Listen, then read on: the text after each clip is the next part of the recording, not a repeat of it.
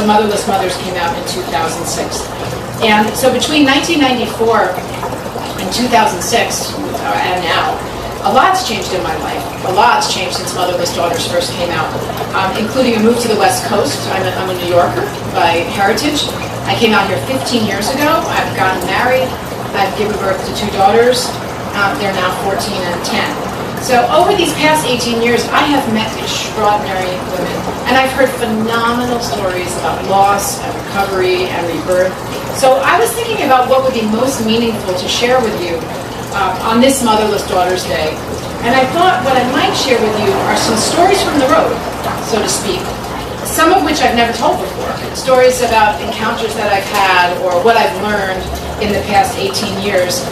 That got me really thinking about what I have learned from all the readers of this book, who've educated me, I feel, as much, if not more, than I've been blessed to educate them.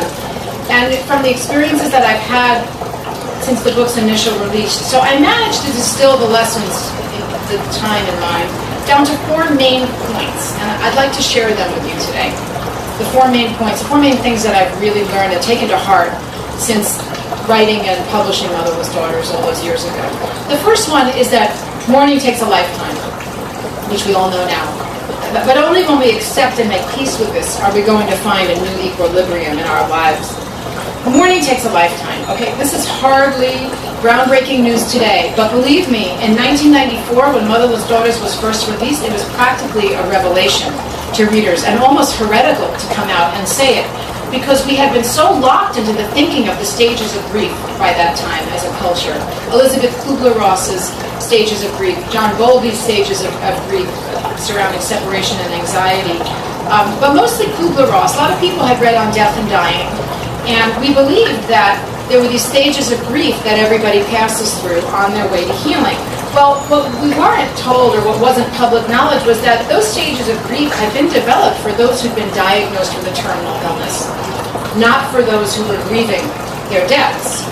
We now understand that grieving goes in cycles. Kubler-Ross was certainly onto something. When we lose a loved one, we go through those phases of anger, denial, disorganization, reorganization. But it's not like we go through those 4 stages and then everything's better and back to normal. Well, first of all, our moms aren't there anymore, so things have not gone back to normal. But what happens is that we complete a cycle and we reach a place of homeostasis or equilibrium, and then something happens in our lives to trigger another cycle, and we're missing our moms all over again. So we complete one cycle, and then over time, a new one begins. And we might go through those phases again, of being angry that she's not there, of denying that this is really important to us, of feeling a little bit like we're falling apart, and then putting it back together and moving on again. And then something else will happen. We know what those trigger points are now for motherless women, right? We all know what they are. If you were real young when your mom died, it might be your first menstruation. It will probably be your high school graduation. It will be your wedding, for sure, because there's such a prescribed role for the mother of the bride. The birth of a first child, especially if that's a daughter, is another big trigger point. The loss of a job, the gaining of a job, the loss of a job, any transitional time in your life, a divorce, illness, loss of your father, loss of any other loved one, will all trigger some of those feelings. It's very normal for us that we felt when our moms died. And then we might go through another cycle and then move on again. This news was, when it was first sort of released in the 90s, was particularly important for those of us who were children when our mothers died to discover, because I think we intuitively knew that our experiences were different from the adults around us. And that's because children very naturally grieve in bits and pieces throughout their childhoods. As their cognitive and their emotional development starts unfolding, it ultimately brings them to a point, a more adult stage, so to speak, where they can intellectually understand the loss and emotionally handle the strong feelings that come up. It's like a train that sort of picks up passengers as it goes. You know, I mean, if you're raising children yourself or spending time around children, you see that what a 4-year-old can understand and process is really different from what an 8-year-old can understand and process, which is really different from what a 13-year-old can understand and process, because they're getting into the phase of abstract thinking. So understanding how that grief process works and knowing what's normal for women who were teenagers or children or teenagers when and still developing when their moms died really is the first step, I think, toward acceptance. when I talk about mourning lasting a lifetime, or when I actually discovered that through all the interviews that I was doing and what little research there was on this at the time in the early 1990s, I thought, oh my God, how am I going to tell this to readers of this book? How can I say this in a book? Because no one wants to hear that sadness is going to last forever. But many of us, I thought, would find some relief in at least being talked to honestly about it. When I first started writing the book, I remember saying to my editor, I can't tell women that mourning lasts a lifetime. That's a real downer. Nobody's going to want to hear that. And she said, you know, Hope, many of these women, because she herself was a motherless daughter, the editor of Motherless Daughters, she said, many of us were denied truths about our mom's death, and therefore denied the opportunity to grieve, or denied information about grieving. So, you know, I don't think anyone's going to wind up resenting you. I think that people will appreciate that you believe they deserve to be told the truth as adults. And that's exactly what happened. Readers really, really appreciated learning that what they were feeling and thinking and experiencing was not abnormal, which was the cultural message that they'd been getting. They were thankful that their feelings had been validated and that they were given the facts. We were different from other women. We are different from other women. And we knew it back then, and we know it now. We're not radically different, we're subtly different. Like Irene said, mother loss is like a silent disability. You meet a woman, you don't know whether her mom is still alive or not. But if you're a motherless daughter and you get to know her over time, there are signals.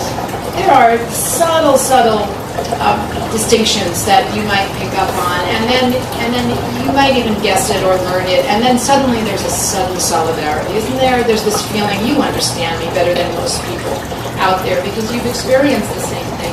And together we all discover that over time a new kind of normal settles in. It's one in which the mother is always missing and forever missed. And that's okay. That's okay, because there are others out there that know what that's like and understand it. Okay, number 2 on my list of 4 is that healing comes through community and from sharing our stories with others who've had the same experience. In 1995, when the Motherless Daughters nonprofit organization began in New York, it has since folded, partly because the internet took over for us. We didn't need a national organization. What women really wanted were local gatherings. And the internet allowed them to have their own websites and come together, and that was great. But in 1995, when the nonprofit organization first opened its doors, Irene was one of the very first therapists to step forth and offer to start a support group for motherless daughters. To our knowledge, at the organization in New York, no such groups had ever been held before. We held the first ones in New York that we had ever heard of to test them out, and then we created a template, started sending it out to therapists in other cities so they could hold groups in their own communities. Today, there are dozens of these groups still operating around the country. Therapeutic groups like Irene runs, where a therapist is at the helm, and social groups too. Just where women get together once a month for brunch and to catch up on and share their stories. Today there are dozens of these groups around the country, like I said. That includes Motherless Daughters of Chicago, Motherless Daughters of Orange County, California, Motherless Daughters of Metro Detroit. And a lot of them are organized through meetup.com. This is really how the internet did take over. There's Motherless Daughters of Washington, D.C., New York City, Denver, Miami, Charlotte, North Carolina, and there are the 207 or so women who belong to the Mamma Mia Sisterhood in Atlanta, Georgia. And they look like great party women. Go check out the photos of them on meetup.com. I really want to go down there and meet them because it looks like they really support each other, and yet they do it and they have a good time. The long-time survival of these groups since the mid-90s reveals what everyone in them knows to be true, which is that through community we can regain the very comfort, courage, and strength that we once lost. Number three. When bad things happen to good people, good things can nonetheless result. Actually, when bad things happen to anyone, good things can nonetheless result. It is so easy to focus on what we don't have instead of what we do have. And I'm a New Yorker, so it's especially easy for me to focus on what I don't have, because we elevate complaining to a competitive sport. But no matter where we come from as individuals, we always have the power to reframe an experience. That's always within our purview. so that something negative can be seen as positive. A very, very smart therapist, who also happens to be my mother's sister, once told me, if you believe my life is difficult because my mother died, then your life's always going to be difficult because your mother's always going to be dead. But once we let that initial belief start to thaw a little bit, to melt down to, my life is difficult right now, feels difficult right now, but it's not always going to be that way or feel that way. And then over time to, not everything in my life is difficult.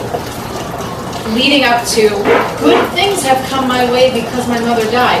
As unlikely as that may sound to some of you right now, our perceptions do start to take on a different hue.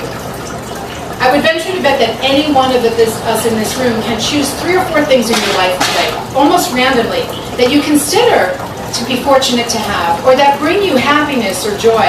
And if you trace them backwards through the series of life's choices and events that made them possible, like a flowchart in reverse, I am betting that at least 1 or 2 of them are going to relate back to circumstances that surround the loss of your mom and what followed.